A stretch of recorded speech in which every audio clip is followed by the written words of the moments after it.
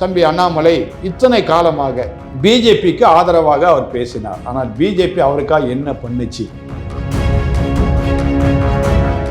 இந்த பதவி காலத்தை தொடர்ந்து அவரே நீடிக்கட்டும் அப்படின்னு சொல்லி கொடுத்திருந்தார், இன்னைக்கு குறைஞ்சபட்சம் 10 பேராவது சட்டசபையில பிஜேபி உள்ள போயிருப்பாங்க. அந்த நிலைப்பாடு தவறுந்தது காரணம் யாரு? தமிழ்நாட்டில் இருக்கின்ற பிஜேபி தலைவர்கள். பிஜேபியில சுடப்பட்டுட்டார் அண்ணாமலை. இதுக்கு மேல பிஜேபியில சமாதானம் ஆகி அவர் இருந்தாலும் என்ன செய்வாங்க? பிஜேபியில இருக்கிற பிஜேபி 12% வாக்கு வந்துச்சுன்னு சொன்னாங்க. ஆனா என்னுடைய கண்ணோட்டத்தில் 25% வந்திருக்கலாம். அது வராத காரணம் அவரோடு கூட இருந்த தலைவர்கள் தான். அவர் பிஜேபி வந்தாலும் திரும்ப அவரை ஒன்னும் யாரும் அவரை மதிக்க போறதில்லை. இவர் 3 வருஷத்துல பிஜேபி வளர்க்கவும் முடியாது. ஏன்னா பிஜேபின்னு தமிழ்நாட்டில் சொன்னாலே மதவாத கட்சி அப்படின்னு ஒரு சாயம் வந்துடுச்சு. பிஜேபி கூட திரும்ப அவர் போய் சேர்றதுனால அண்ணாமலைக்கு பேர் உண்டாகாது, அண்ணாமலையுடைய தரிசனம் கனவுகள் நனவாகாது. அதுக்கு பதிலாக தனி கட்சியை ஆரம்பித்து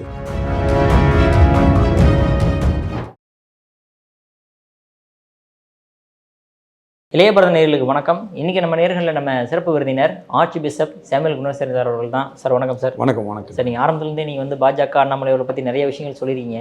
இப்போ திடீர்னு அதுக்குள்ளேயே மிகப்பெரிய ஒரு பூகம்பம் மாதிரி ஒரு விஷயங்கள் வர ஆரம்பிச்சிருச்சு. அதாவது அண்ணாமலை அவர்கள் தனி கட்சி ஆரம்பிக்கிறாரு, அமித்ஷா அவர்கள் வேண்டான்றாரு, இந்த மாதிரி நிறைய விஷயங்கள் ரூமர்ஸா இல்லை தகவலா இல்லை என்ன அப்படிங்கிறது தெரிய வரல. இருந்தாலும் டெல்லியில் பல விஷயங்கள் நடந்துட்டு இருக்கு. இப்போ அண்ணாமலை அவர்கள் தனி கட்சி ஆரம்பிச்சா அது எப்படி இருக்குன்னு பார்க்குறீங்க? முதல்ல அதாவது இப்போ கூட நான் வரும்போது என்கிட்ட ஒருத்தர் சொன்னார், வாழ்த்துக்கள் தம்பி அண்ணாமலை கட்சி ஆரம்பித்தா அவரோடு கூட இணைவீங்க நீங்கள் சொல்லியிருக்கிறீங்க, ஏதோ ஒரு சேனலில் பேசுனதை நான் கேட்டேன் அப்படின்னாரு. என்னுடைய இது என்னென்னா நிலைப்பாடு என்னன்னு சொன்னால், அருமையான அண்ணாமலை அவர்கள் ஐபிஎஸ் ஆஃபீஸராக இருந்தார். அவர் ஒரு காணொலியில் பேசும்போது பேட்டி கொடுக்கும்போது அவர் என்ன சொல்கிறாருன்னா, நான் இந்த பிஜேபியில் சேர்றதுக்கு காரணமே பிரதமர் மோடியுடைய பார்த்து தான் நான் சேர்ந்தேன் அப்படின்னு அவர் சொல்கிறார். இது அவர் சொல்கிறது உண்மைத்தன்மை. இப்போ இன்றைக்கி நான் பிஜேபிக்கு ஆதரவாக நான் பேசுகிறேன்னா அது காரணம் பிரதமர் மோடி தான். இப்போ நீங்களாம் இந்திய தேசத்தில் அவர் என்ன பண்ணார்னு நீங்கள் பேசிகிட்டு இருப்பீங்க, அதான் உங்களுக்கு தெரிஞ்சது. அடுத்தது ஏதாவது ஒரு காணொலியில் பார்த்து ஒரு வெளிநாடுகளில் இவர் இதெல்லாம் பண்ணாரு நீங்கள் பேசுவீங்க. ஆனால் நான் வெளிநாடுகளிலே எதிர்கொண்ட காரியங்கள், நான் இந்திய தேசத்தை சார்ந்தவன் சொன்ன உடனே அப்போ உங்கள் பிரதமர் இதெல்லாம் பண்ணியிருக்கிறாரு பரவாயில்ல அப்படின்னு சிலர் சொன்ன அந்த வார்த்தைகளை நான் கேட்கும் போது எனக்கு ரொம்ப சந்தோஷமாக இருக்குது. அப்போது நம்முடைய பிரதமர் இத்தனை நல்லவராக இருக்கிறார், இந்திய தேசத்தை வளர்க்கின்றார், ஆக இந்திய தேசம் இத்தனை பெரிய தேசமாக இந்த அயல் நாடுகளில் இருக்கின்றது என்ற அந்த சூழ்நிலையில் தான் நான் பிஜேபிக்கு ஆதரவாக பேசுகிறேன்.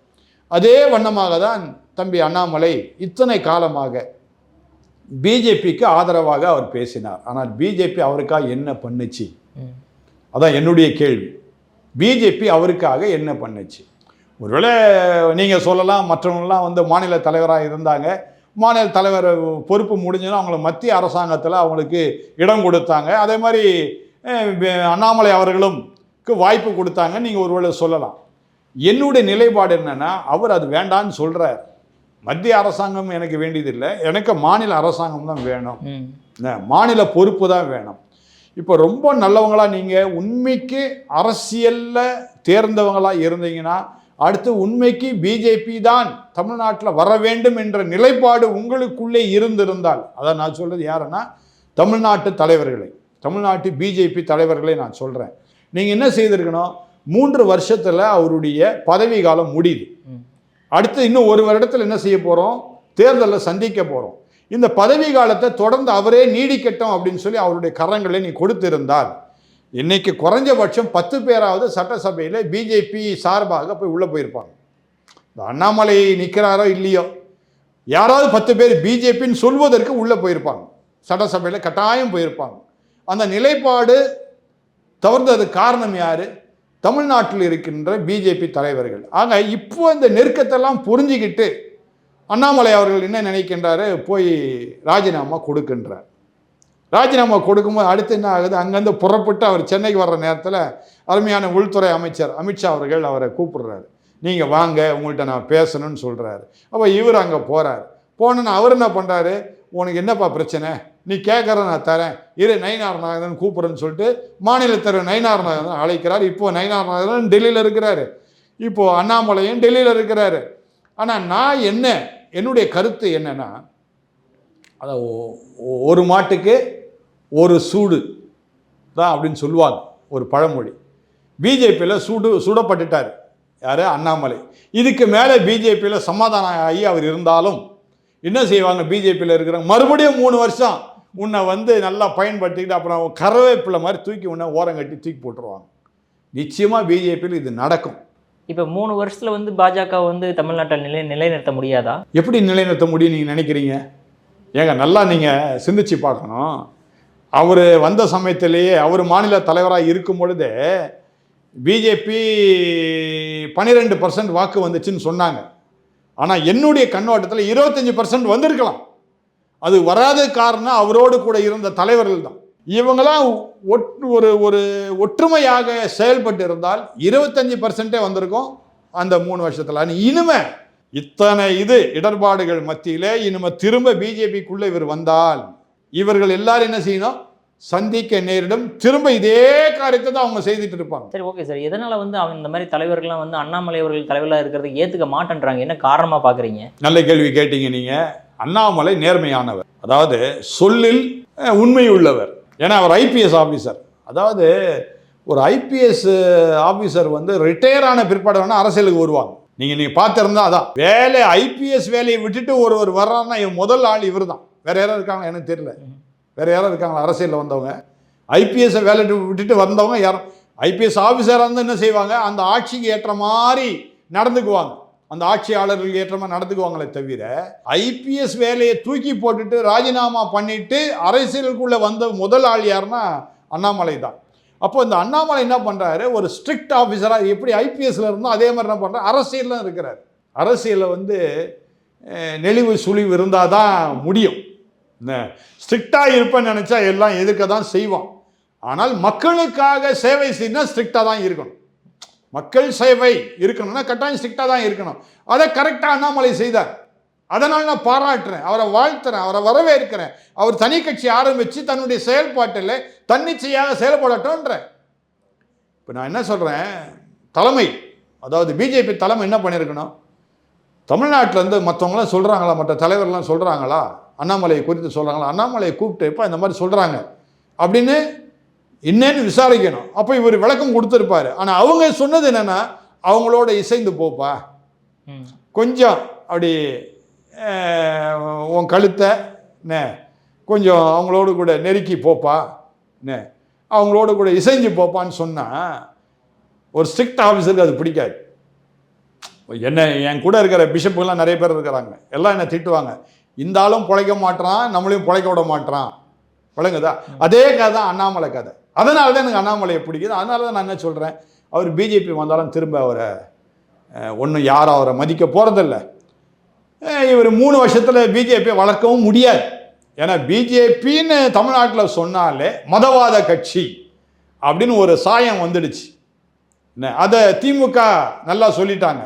ஆனால் இப்போ அதே திமுக என்ன பண்ணுது, மறுபடியும் பிஜேபி கூட இணையலாமான்னு என்கின்ற திட்டத்தோடு கூட அவங்க காய் நகர்த்தி கொண்டு இருக்கிறாங்க.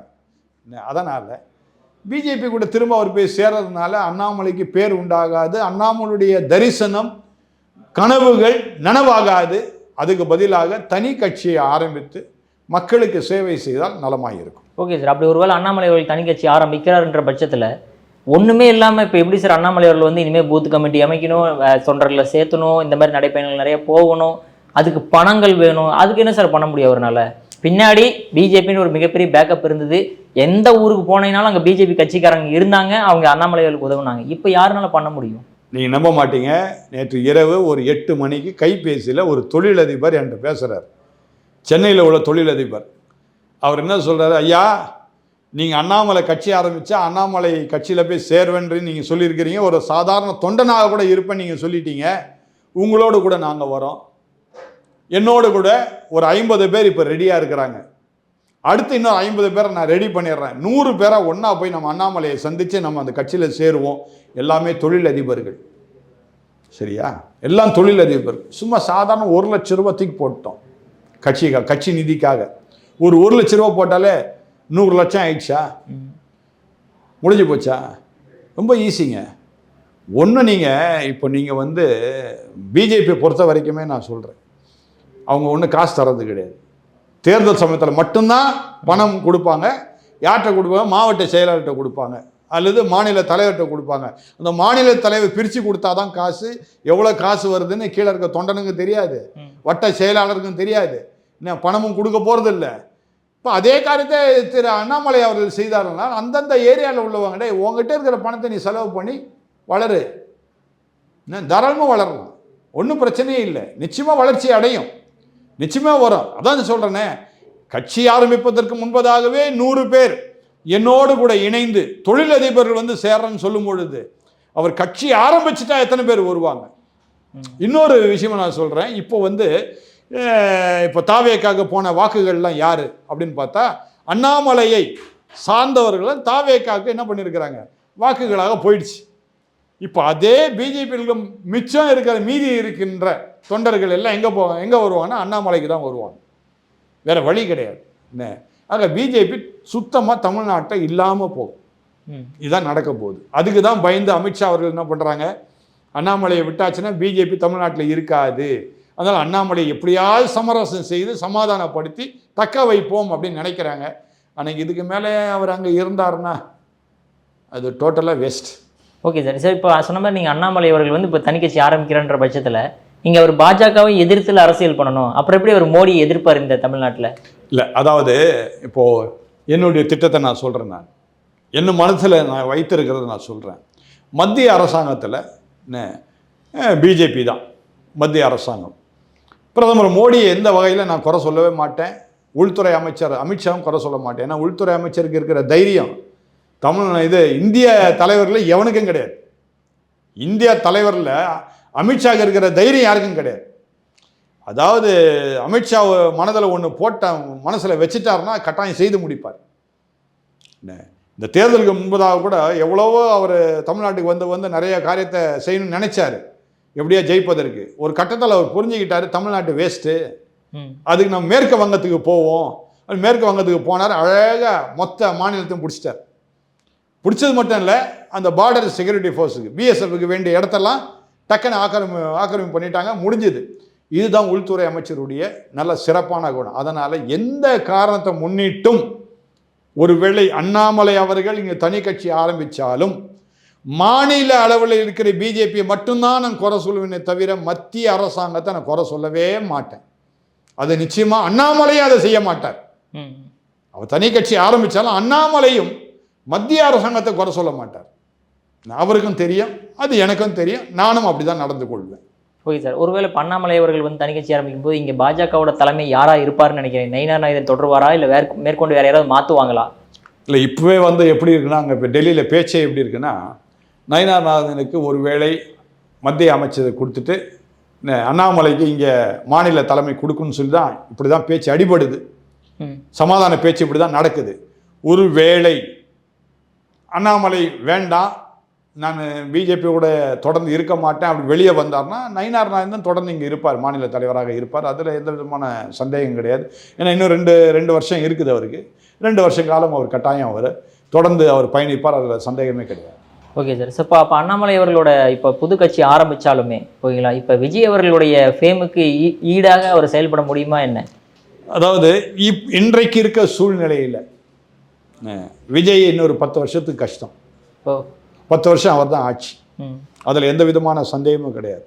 அதனால்தான் அருமையான தம்பி ஜோசப் விஜய்க்கு நான் சொல்கிற ஒரு ஆலோசனை என்னென்றால், இந்த 5 வருடங்கள் சிறப்பாக நீங்கள் செய்துட்டீங்கன்னா, எப்படி டாக்டர் எம்ஜிஆர் இருந்தாலோ அந்த மாதிரி அசைக்க முடியாத சக்தியாக நீங்கள் இருப்பீங்க.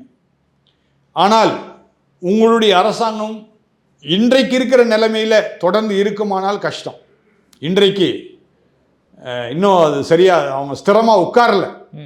இன்றைக்கு இருக்க நிலைமை இன்னும் 5 ஆண்டுகள் இப்படியே இருந்துச்சுன்னா ரொம்ப கடினம். அடுத்த 5 ஆண்டுகள் வருவது கடினம். ஆனால் தொடர்ந்து நன்றாக செயல்படுவார்கள் என்று நினைக்கின்றேன். அதனால் தம்பி ஜோசப் விஜய் ஒருவேளை 10 வருடம் அவர் வரலாம். அதே நேரத்தில் அண்ணாமலை அவர்கள் புது கட்சி ஆரம்பிக்கும் போது நிச்சயமாக எதிர்கட்சியாக நிச்சயமாக உட்காருவார். திராவிட கட்சிகள் எல்லாம் வீட்டுக்கு போயிடும். திராவிட கட்சி ஒன்றுமே இருக்காது. திமுக, அண்ணா திமுக அதெல்லாம் கிடையவே கிடையாது. இனிமேல் இனிமே வந்து தாவேக்கா அடுத்தது நம்ம அண்ணாமலை கட்சி தான் தமிழ்நாட்டில் இருக்கும். வேறு எந்த கட்சியும் இருக்காது. தொடர்ந்து இவங்க 2 பேருக்கு மட்டும்தான் போராட்டம் இருந்துகிட்டே இருக்கும் காலம் முழுக்க. பட் இருந்தாலுமே தமிழ்நாட்டில் இருக்கிற நீங்கள் சொன்ன மாதிரி தலைவர்கள்லாம் அண்ணாமலை அவர்களுக்கு இன்னுமே குடைச்சல் கொடுத்துட்டு தானே சார் இருப்பாங்க, தனி கட்சி ஆரம்பித்தாலுமே. குடைச்சலுக்கு பயந்துட்டு இருந்தால் கதை நடப்பாங்க. அவர் ஐபிஎஸ் ஆஃபீஸருங்க. அவர் விளங்குதா? அவர் குடைச்சலும் தாங்கிட்டு தானே 3 வருஷம் மாநில தலைவராக இருந்தார். குடைச்சல் கொடுக்காமையா இருந்தாங்க? எனக்கு தெரியுங்க, பர்சனலாக எவ்வளோ குடைச்சல் கொடுத்தாங்கன்னு எனக்கு தெரியும். ஆனால் அதையும் தாங்கிட்டு தான் மாநில தலைவராக இருந்தார். அதையும் தாங்கிட்டு நான் வெறும் தொண்டனாக நான் செயல்படுகிறேன் அப்படின்னு இருந்தார். ஏங்க, போன தேர்தலில், சட்டசபை தேர்தலில் தைரியமாக அவர் மாவட்டமாக போனார். பிஜேபிக்கு தான் ஆதரவு கேட்டு போனார். சரியா? அவர் சொல்லியிருந்திருக்கலாமே, என்னால் வர முடியாதுங்க, நான் முற்றிலுமாக அரசியல் விட்டு விலகிறேன் அப்படின்னு சொல்லி ஓரங்கட்டி நின்றுருக்கலாம். நான் அப்படி செய்வே இல்லையே. அவர் குடைச்சல்லாம் அவர்கிட்ட கொடுத்து ஒரு குடைச்சலும் கொடுத்து ஒன்றும் ஆக முடியாது. அவருக்கு என்ன பண்ணுன்னு தெரியும். இங்கே பாருங்கள், உங்கள்கிட்ட வந்து நான் பேசுகிறேன்னா நான் யாருன்னு உங்களுக்கு தெரியும். தெரிஞ்சால் நீங்கள் என்ன பண்ணுறீங்க, என்ன கேள்வி கேட்குறீங்க. தெரியாமல் என்ன ஒன்று நீங்கள் கேள்வி கேட்கல. ஒரு புது மனிதன் நீங்கள் சந்திக்கலை, பழைய மனிதனை சந்திக்கிறீங்க. இந்த பழைய மனிதன் யாருன்னு உங்களுக்கு தெரியும். இவர்கிட்ட எந்த கேள்வி கேட்டால் நல்லதுன்னு உங்களுக்கு தெரியும். அதே மாதிரி மத்தியில் இருக்கிற பிஜேபிக்கு அண்ணாமலை யாருன்னு தெரியும். அண்ணாமலைகிட்ட எப்படி பக்குவமாக பேசினா அண்ணாமலை நமக்கு சார்ந்து இருப்பார்னு அவங்களுக்கும் தெரியும். அது மாதிரி அண்ணாமலைக்கும் மத்தியில் இருக்கிற தலைவர்கள் யாருன்னு தெரியும். இந்த மாநில தலைவர் யாராக இருந்தால் அண்ணாமலைக்கு என்ன வந்தது? விளங்குதா? மக்களுக்கு சேவை செய்யணும்னு இருக்கிறாரு. அவருக்கு தமிழ்நாடு மக்கள் மேலே அவருக்கு பாசம் இல்லை, அன்பு இல்லை, பிரியம் இல்லைன்னா இந்நேரம் ஒரு மத்திய அமைச்சரை வாங்கிட்டு அங்கே போய் உட்கார்ந்துருக்கலாமே. பிஜேபியில் மத்திய அமைச்சராக உட்காந்துருக்கலாமே. அது பெரிய விஷயமே இல்லையே. இப்போ இவர் சொல்லிட்டா போதும், அவர் கேட்குற துறையே கொடுத்துருவாங்க மத்திய அமைச்சராக. அந்த அளவுக்கு அவங்க ரெடியாக இருக்கிறாங்க. ஆனால் அவர் அதை செய்யலையே. தமிழக மக்கள் தான் எனக்கு வேணும் வேணும் வேணும்னு சொல்லும் பொழுது யார் என்ன குடைச்சல் கொடுத்தாருன்னா மக்கள் அவர் பக்கம் இருப்பாங்க. அண்ணாமலை பக்கம் மக்கள் இருப்பாங்க. ஒரு சில மக்கள் தம்பி ஜோசப் விஜய் கூட இருப்பாங்க. ஆக இவங்க 2 பேர் தான் இனிமேல் தமிழகத்தில் ஆட்சியாளர்களாக இருப்பாங்க. ஓகே சார், ஒருவேளை அவர் தனி கட்சி ஆரம்பிக்காமல் நீங்கள் சொன்ன மாதிரி அமித்ஷா அவர்கள் சரி நம்ம தலைவர் சொல்கிறாரு, தலைவர் பதவியை தமிழ்நாட்டில் ஏற்றுக்கிட்டு நம்ம மறுபடியும் பிஜேபியிலேயே இருப்போம் அப்படிங்கும்போது திரும்ப மறுபடியும் பிஜேபியை ரிவைவ் பண்ணி கொண்டு வர முடியுமா அவரால்? அண்ணாமலையும் காணா போயிடுவார், பிஜேபியும் காணா போயிடும். இதுதாங்க நடக்கும்.